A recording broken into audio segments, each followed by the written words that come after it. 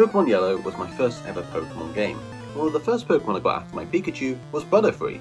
A game guide told my child self that Butterfree was the way to beat Onix, so that's exactly what I did. And then I basically forgot about that Butterfree for 20 years, it might still be on that cart for all I know. But then, the latest VGC season alerted me to the power that Butterfree holds within, and I'm going to share that knowledge with you today. You see, Dynamax is legal in VGC, and it's pretty broken. It's only balanced by both players getting equal access to it, really. But you know what stops a Dynamax Pokemon? Sleep. And there are only 2 Pokemon in the game right now that are almost guaranteed to hit with sleep. Butterfree and Shiinotic. Shiinotic is slower than Flash from Zootopia.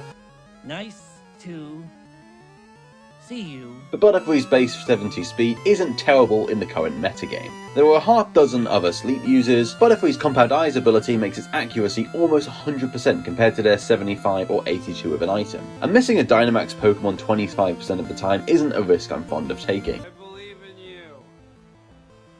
So Butterfree's found a spot on my party to stay. Now that I have you convinced, let me talk you through your options. First, the big question, Gigantamax or not? If you can get one, use it, but if not, In my hundreds of battles with Butterfree, I've literally used it twice. It's a Gigantamax move, G-Max Befuddle, that either poisons, paralyzes or sleep each opponent. The last 2 are good, and sometimes you just need a double status right now to win. It's a good extra option to have, but it's not something you're generally going to need to use over Dynamaxing an offensive Pokemon, for example. If you can't get a Gigantamax Butterfree, still usable, but it's better than the mediocre max bug move anyway. Now, the next big question are the items, and there's basically 2 choices that are going to decide your build. Focus Sash and Choice Scarf. The Focus Sash means you're guaranteed to live a hit, which all but guarantees that you can sleep an opponent before dying. Choice Scarf works in a similar vein, with the extra speed boost means you can sleep essentially anything other than a Dragapult or another Choice Scarf user, and put it to sleep, letting you sleep its partner next round. The Sash lets you focus more on your utility moves that Butterfree does have a good selection of, whereas the Scarf means you are a sleeping machine. The Sash I think is the more popular choice and my suggestion, and this is what I'll be focusing on in the video, but it's going to depend on what is most effective for your team. As for Butterfree's move pool, it isn't super huge, but it has 5 great moves and some other niche options depending on what build you're going for. So for the Focus Sash build, you need Sleep Powder. It's not optional unless you are crazy. This is the reason to use Butterfree.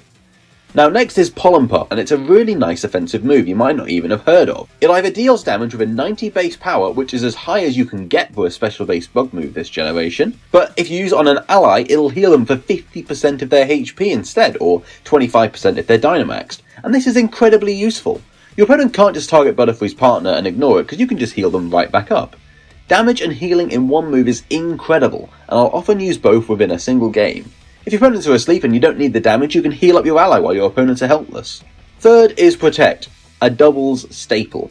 If you run Focus Sash, this quickly becomes more important to protect yourself from Fake Out, but Butterfree is, well, annoying and quite likely to be something your opponent wants to get rid of anyway. If they decide to put 2 attacks into Butterfree to go for the kill, the Protect can save you a lot of trouble. Fourth is Rage Powder, the opposite of Protect, drawing all moves towards you exactly like Follow Me, except it can't draw moves from a Grass-type Pokemon or one with Overcoat. When Butterfree's had its Sash broken with 1 HP left, it can be super useful to force your opponent to kill it, earning a free switch, soaking a Dynamax attack, protecting an ally. We all know how good Follow Me is, and a slightly worse version is still great, especially when comboed with the Focus Sash. Fifth is Tailwind, which doubles your team's speed for 4 turns. Speed control is massive in doubles, and this gives it to you in spades. Putting both opponents to sleep and using Tailwind is an impeccable setup done well. But the issue here is there are 5 great moves and we can only choose 4. It's going to depend on your team which is best. Sleep Powder, mandatory, and we generally want an attacking move, so Pollen Puff is in with its massive utility. The last 2 slots are hard and will depend on your team setup. I tend to team Butterfree up with sweepers that can set up and take over the game, which makes Rage Powder a fantastic option to protect them once they've set up and you've already got something to sleep. This leaves you with essentially Protect or Tailwind. I've settled with Protect for now because Fake Out is a real issue for me, but it entirely depends on what your team needs. Now if you go with a Choice Scarf build, a lot of those moves like Protect are instantly useless, so you can go with Hurricane for a speed boost or U-turn to switch out if need be, and go with Pollen Puff to round out your choices. Or you can tech in one of the above to surprise your opponent. If you get a Choice Scarf Tailwind off and then switch out, that might be worth it in some situations. Now, the training is simple. You have essentially two choices outside of some damage calculator tomfoolery. First, max speed timid. You need to sleep stuff as soon as possible. If you want to be slow, Shiinotic's going to be better. So this is mandatory. Then from there, you can either choose to max special attack to deal a little bit more damage with Pollen Puff, or HP for a little more survivability, or a complex mix of both if there's something specific that you want to have on your team. Personally, I like to go with max HP, even though most of the time Butterfree will go down to its focus sash when it's hit. When it doesn't, that last bit of HP can be crucial in surviving. For example, this can let you survive a sandstorm hit without dying if they don't manage to get you down to your sash, or the extra HP lets you survive, for example, 3 Mystic Fires from an Indeedee rather than 2, which has come up a few times. As far as synergy, I enjoy pairing Butterfree up with a fake out user initially. I've tried a lot and settled on the general powerhouse Incineroar and also Blastoise, who can set up by himself. You can fake out the faster Pokemon, sleep the other, then next turn sleep again to have both your opponents asleep and out for the count. Just be wary of punishment if you fake out a Dynamax Pokemon, as they can't flinch. This can end some games on turn 1 if you don't predict your opponent correctly. But once your opponents are asleep, you can Dynamax with impunity and set up some defenses, or maybe set up in another way.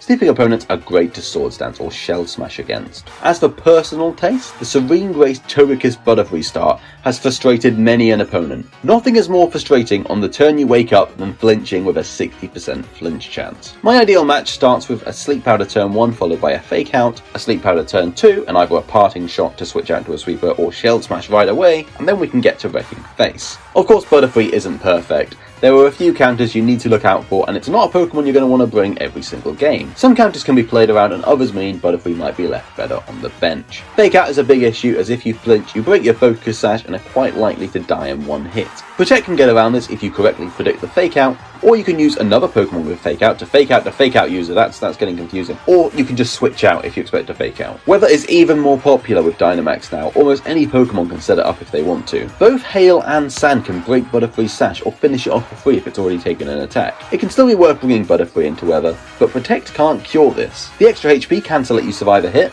or you can bring a weather changer of your own to remove the weather effect before it kills Butterfree. Or sometimes just getting a sleep and a free switch can be worth dying for. A bigger issue is terrain, as both Fairy and Electric Dynamax moves set it up with ease, and both of these terrains prevent sleep for Pokemon on the ground, making Butterfree a lot less useful. If you're up against a fast Pokemon you might suspect carries one of these moves, e.g. Arcanine or a special based Dragapult, you may want to be wary starting Butterfree unless you have a grassy terrain, for example, to reset with. And finally, a few Pokemon moves and items can prevent sleep entirely.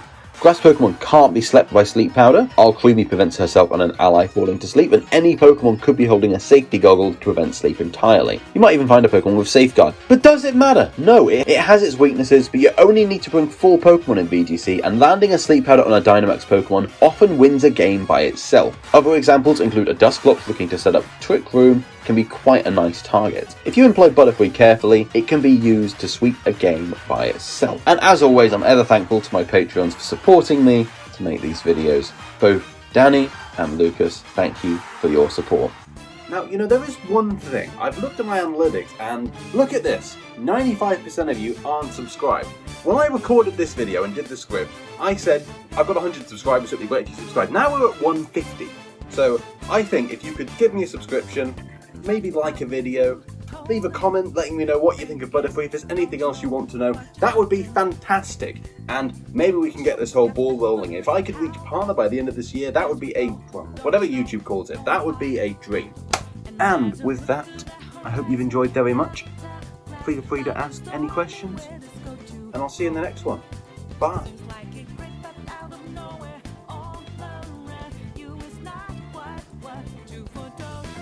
You never see it coming.